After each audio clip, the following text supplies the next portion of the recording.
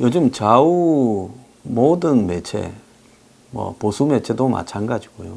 또 좌파 매체들이 집중적으로 매일 돌아가면서 유튜버의 보수 매체를 때리고 있습니다. 얼마 전에 한 공중파가 보수 유튜버들을 비판하는 부분에 저보고 좀 출연해 달라 해서 제가 거절을 했습니다.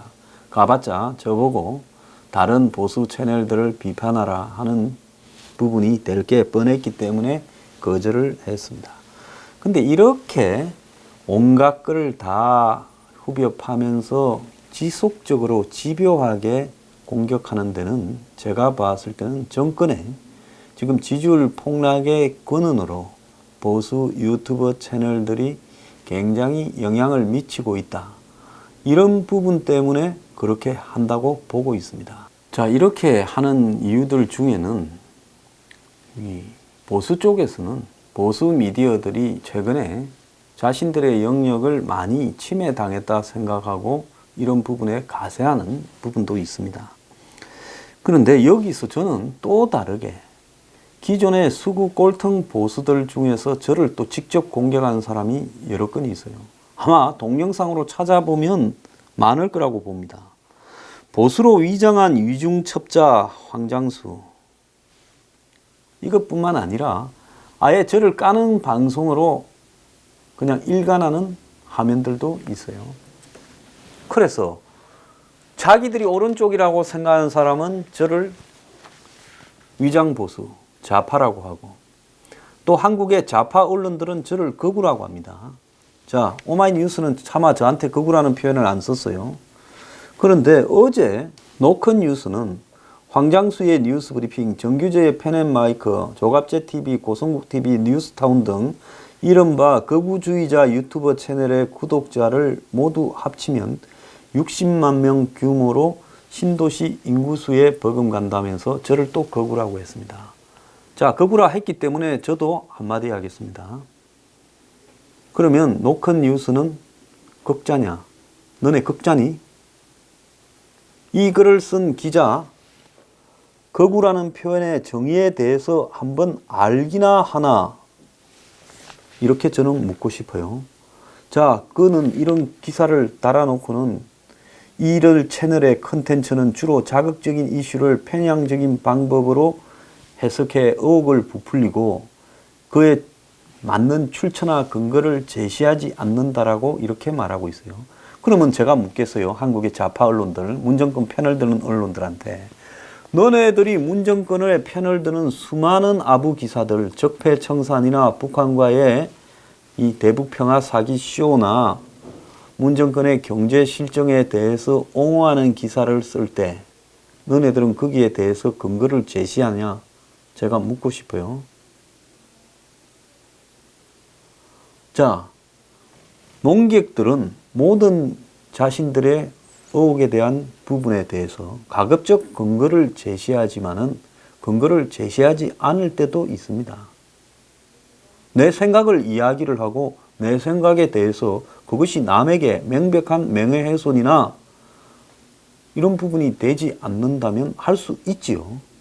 자, 명예훼손에 대해서 당신들이 야당일 때 정권에서 공격해서 당하면 뭐랍니까?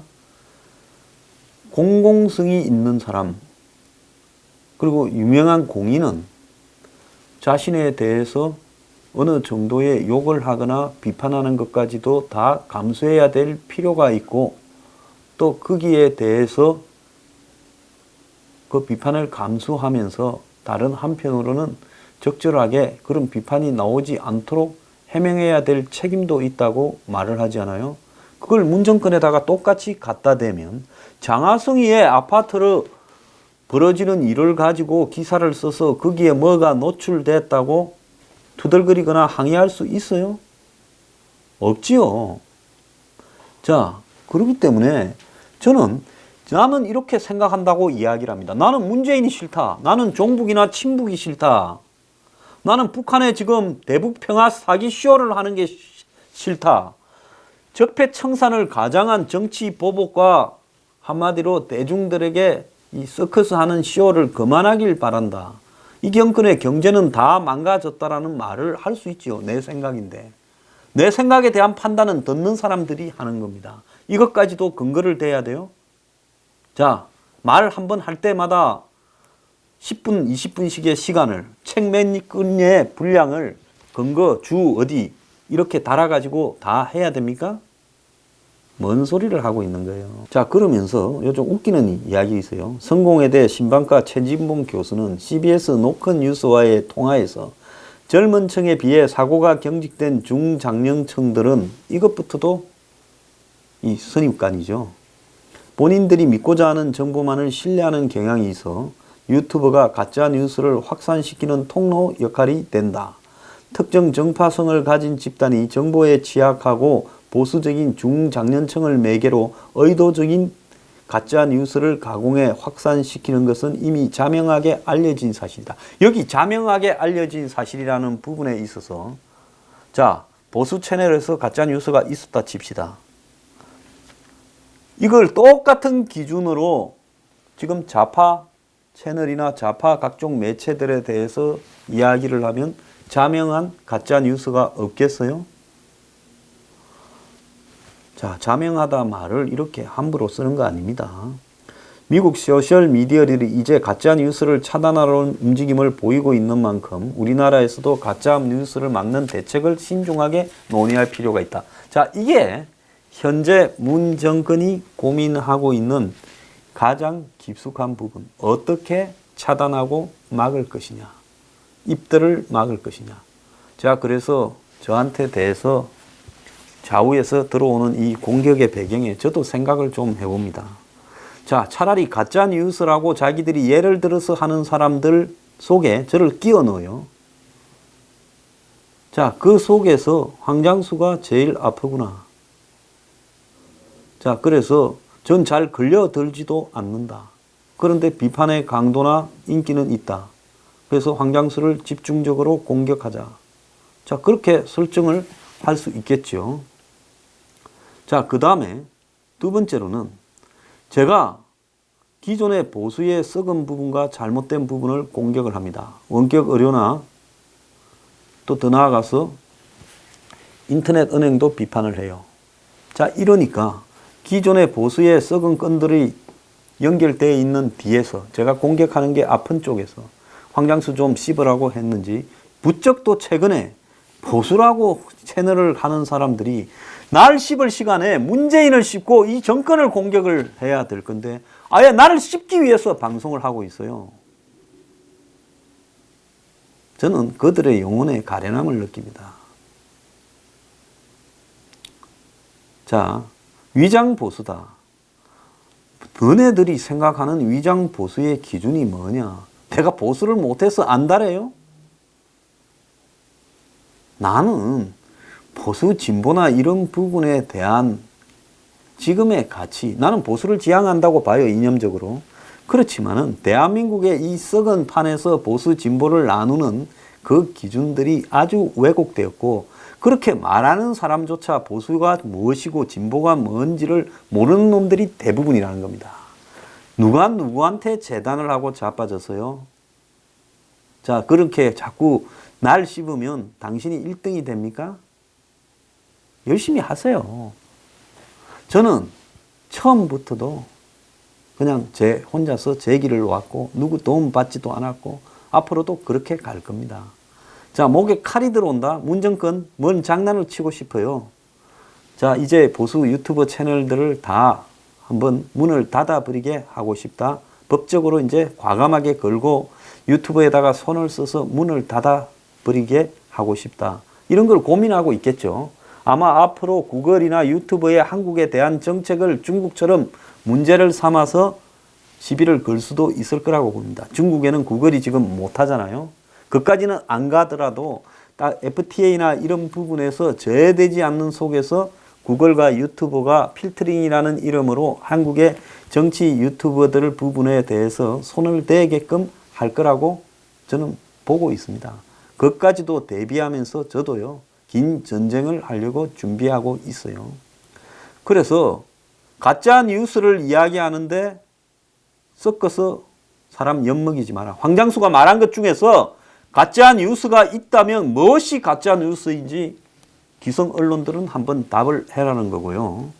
그 다음에 저보고 위장 보수라고 이야기하고 거구라고 이야기하는 오른쪽 왼쪽의 쓰레기들은 내가 위장 보수라면 위장 보수가 아닌 진성 보수인 당신들이 그 시간에 문재인 정권을 더 열심히 냉철하게 비판을 해라는 겁니다. 가짜 뉴스나 떠들어대다가 덜미 잡혀서 전체가 다 망가지는 구실을 제공하지 말고요.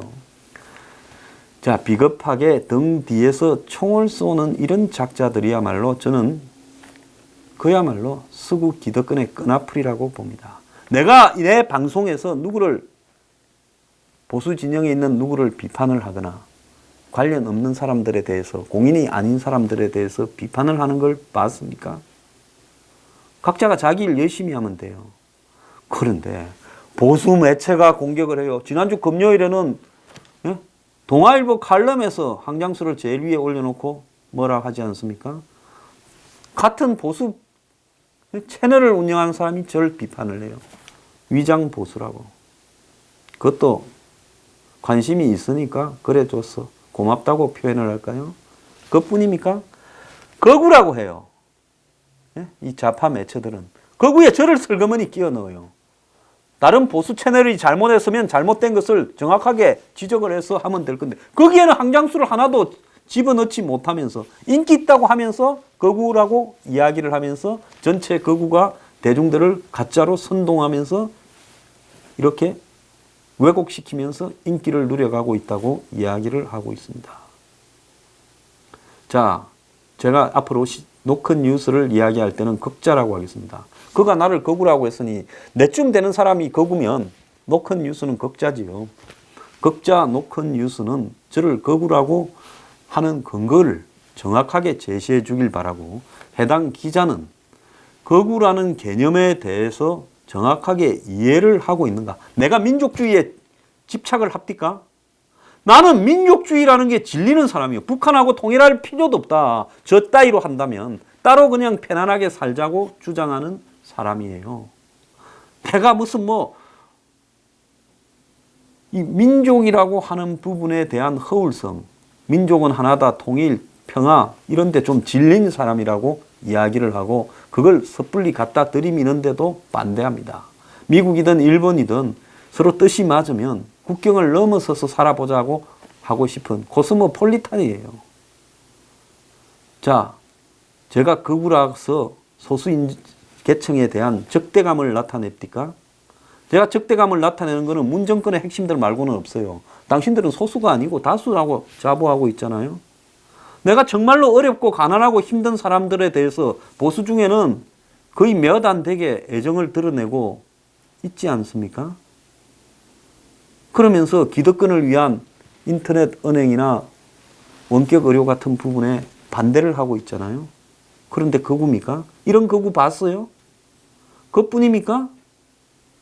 과감한 주택정책, 과감한 세금개혁정책, 과감한 입시정책을 통해서 정말로 어려운 사람들에게 힘을 실어주자고 주장하는 사람 아닙니까? 그리고 저만큼 자주 가난하고 힘없는 사람에 대해서 방송에 언급하는 걸 봤습니까? 이런 사람이 거구예요? 어디서 무식한 놈을 데려다가 글쓰게 하면서 내 방송을 한 번이라도 보고 거구라고 글을 쓰느냐는 겁니다. 남에게 거구라고 이렇게 함부로 진단을 하는 것은요, 재단을 해서 그걸 공적인 매체에서 지금 한두 번이 아니에요. 거구 항장서. 그러다 보니 좌파들 중에는 저한테 댓글을 달 때 무조건 거구입니다. 자, 문바들이 달 때요. 자, 이런 행포들, 날 위장 보수로 하거나 날 거구로 하는 이런 행포들이야말로 정말로 극자나 거구가 하는 행태들 아닙니까? 자, 이제 진실한 말을 하는 사람은 거구가 되고, 좌우에서 합리적이고 옳은 사람은 드러내고 싶은 욕구를 느끼는 겁니까? 이 부분에 있어서는 보수 언론과 좌파 매체가 거의 똑같이 연합을 해서 하고 있고 보수 매체 안에서도 거짓거리하는 사람들이 지금 있어요. 이게 지금 현실입니다. 그러거나 말거나 내 목에 칼이 들어와도 뉴스 브리핑은 갈 길을 가려고 생각하고 준비하고 있습니다. 박영수 특검이 작년에 국회에 신고된 정부 각 부처 특활비가 9,029억입니다. 그 중에서 국가정보원이 4,958억입니다. 그 이전보다 1,000억이 많아졌다라는 지적이 옛날에 있었던 것 같은데요. 이 부분에 대해서 좀 설명을 할 필요가 있을 것 같아요. 자, 근 5,000억에 가까운 돈을 국정원이 작년에 썼습니다. 그러면 작년에 박근혜 정권이 탄핵돼 있었고 3월 10일 날 탄핵이 이렇게 가결됐고 그리고 3월 10일 이후에는 청와대에 있지 않았고 사실상 정부가 작년 1월 1일부터 3월 달까지 마비됐고 그리고 또 3월, 4월, 5월 10일까지는 대선 기간이었고 해서 작년에 5월 10일 전에 국정원이 특수활동비를 많이 쓸 시간이 없었을 걸로 보이는데 5천억에 가까운 특활비를 어디에 썼는지 국정원이 좀 밝힐 필요가 있다고 생각됩니다. 한때 이 문제를 제기할 때는 박근혜 정권에서 탄핵되는 걸 막으려고 국정원 특활비를 막 쓴 것처럼 이야기를 했지만은 그렇게 썩 흘린 언론도 있어요. 그런데 박 정권이 무슨 국정원에 수십억 갖다 쓴 거 말고 청와대에서 따로 막 쓴 내용은 전혀 나오지 않고 있어요.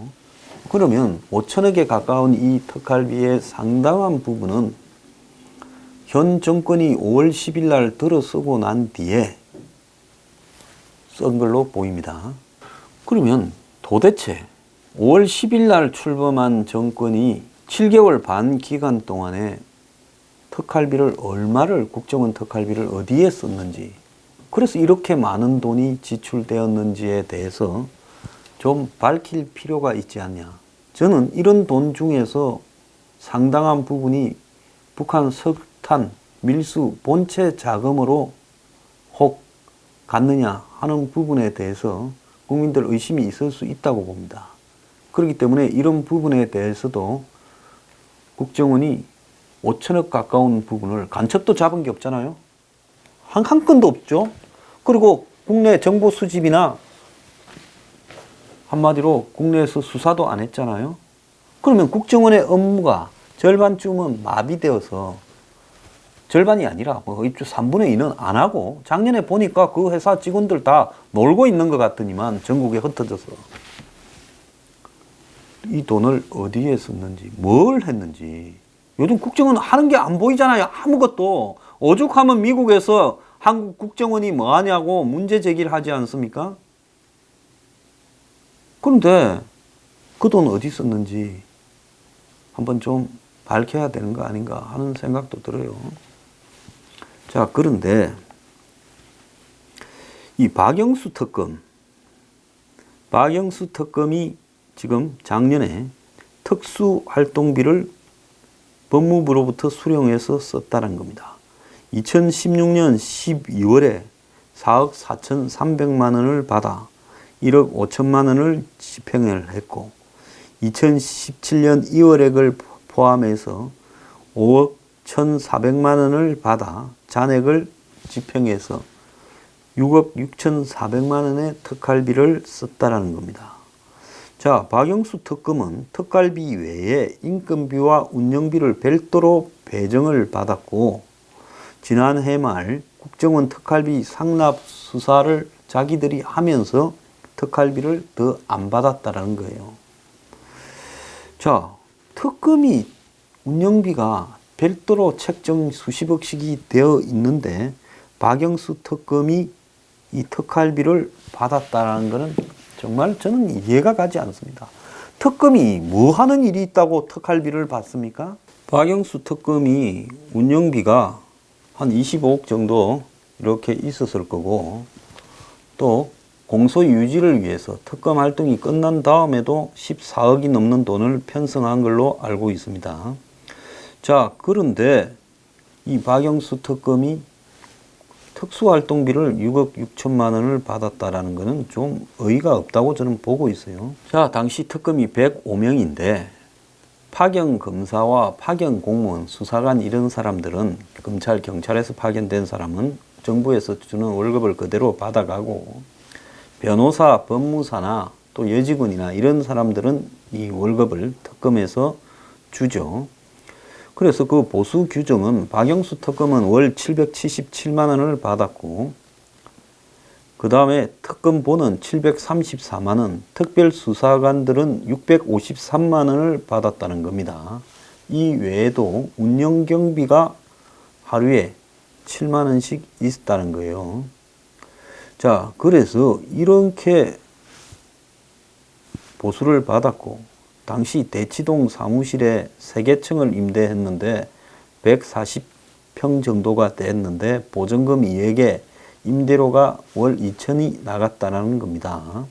그래서 25억 정도의 예산이 편성되어 있었고 또 끝난 이후에 공소 유지를 위해서 14억이 넘는 예산이 더 추가로 책정되었고 그랬는데 6억 6천만 원의 특검 특수활동비를 법무부로부터 받았었다라는 것은 이건 특검 자체가요 도덕성이 결여되어 있는 문제라고 저는 보고 있습니다. 이런 식으로 특수활동비를 앞에 말한 국정원의 특수활동비 5천억 가량을 썼어요. 작년에 정권이 마비된 시간이 넉 달하고 10일인데 국정원이 5천억의 특수활동비를 간첩도 안 받으면서 안 잡으면서 어디에 썼고 국정원 활동이 거의 마비되어서 국정원이 활동한 기간이 많지 않은데 그 많은 돈이 어디 갔는지 국정원은 밝히기 바랍니다. 그리고 박영수 특검은 양심이 있으면 6억 6천만 원의 특수활동비를 어디에 썼는지 공개해야 된다 생각합니다.